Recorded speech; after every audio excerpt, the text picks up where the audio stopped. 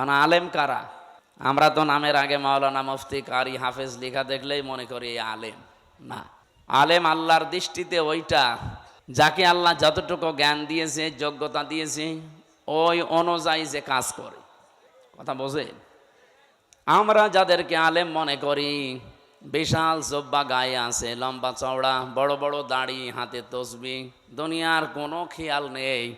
আল্লাহ বলেন না, আমার দৃষ্টিতে বড় জালেম তো ওইটা যার কাছে কোরআনের জ্ঞান থাকার পরে দুনিয়ার কোনো স্বার্থ পেয়ে গোপন করে দেয়।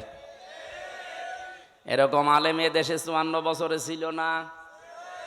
এখন নেই? আগে আরো বেশি ছিল, এখন একটু কমেছে, তারপরও কম না, এখনো অনেকে আছে।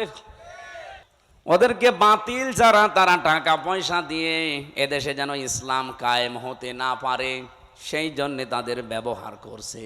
ঘোষক বলছিলেন কি যেন, যে এমন ওয়াজ করেন যেন এই এলাকায় সাদাবাজি না হয়, ওইটা যেন আসতে না পারে।